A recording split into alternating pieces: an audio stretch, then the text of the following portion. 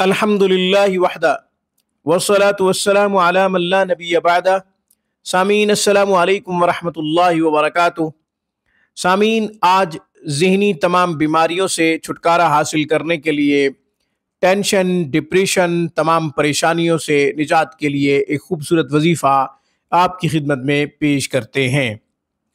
نہ صرف ڈپریشن ختم ہوگی، ٹینشن ختم ہوگی، ذہنی تمام بیماریاں بھی ختم ہو جائیں گی، اور جسمانی جو ظاہری بیماریاں ہوں گی اس کے پڑھنے سے انشاءاللہ وہ بھی ختم ہو جائیں گی۔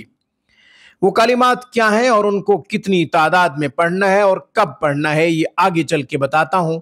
ہمیشہ کی طرح درخواست کروں گا آپ خود بھی قرآن کریم پڑھیں، اپنے بچوں کو بھی صحیح حروف کے ساتھ قرآن پڑھائیں۔ قرآن کریم کی ایک آیت مبارکہ کا پڑھنا 100 رکعت نفل پڑھنے سے زیادہ افضل ہے۔ علم کا ایک باب سیکھنا 1000 رکعت نفل پڑھنے سے زیادہ افضل ہے۔ اپنی دنیا سنواریں، آخرت سنواریں، اپنے بچوں کی دنیا اور آخرت سنواریں۔ اپنے بچوں کو قرآن کی خوب تعلیم دیجیے، کیونکہ وہ آپ کے لیے صدقہ جاریہ ہیں۔ جب آپ دنیا میں نہیں رہیں گے، وہ نیک اعمال کریں گے تو آپ کو ثواب پہنچتا رہے گا، نیکیوں والا کھاتا آپ کا کھلا رہے گا۔ آن لائن کلاسز کے لیے، علاج معالجہ کے لیے آپ ہم سے رابطہ کر سکتے ہیں۔ ہفتے کے 7 دن 24 گھنٹے ہماری بہترین معیاری سروس سے آپ فائدہ اٹھا سکتے ہیں۔ تمام جسمانی بیماریوں سے نجات حاصل کرنے کے لیے، ظاہری جو بھی جسمانی بیماریاں ہوں گی اس وظیفہ کے پڑھنے سے ختم ہو جائیں گی۔ وہ وظیفہ بتا دیتا ہوں۔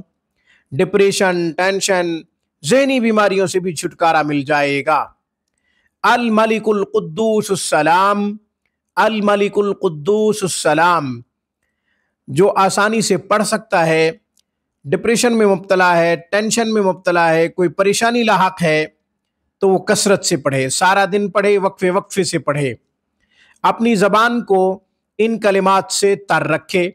اللہ تعالیٰ کے نام ہے الملک القدوس السلام۔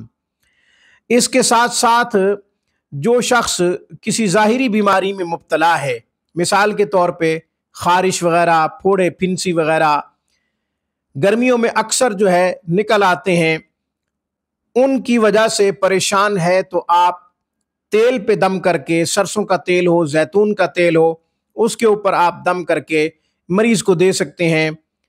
360 دفعہ پڑھیں الملک القدوس السلام، پھر تیل پہ دم کریں اور مریض کو کہہ دیں کہ یہ وقفے وقفے سے تیل کی مالش کرتا رہے، مساج کرتا رہے، انشاءاللہ خارش، پھوڑے پھنسی سے مکمل نجات مل جائے گی۔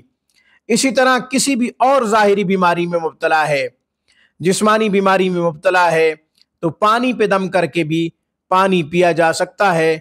تعداد وہی رہے گی، 360 مرتبہ پڑھے اور پانی پہ دم کرے، پھر پانی پی لے۔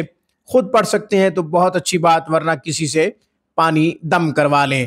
آج کی گفتگو میں بس اتنا ہی۔ اقول قولی ھذا واستغفر اللہ، وآخر دعوانا ان الحمد للہ رب العالمین۔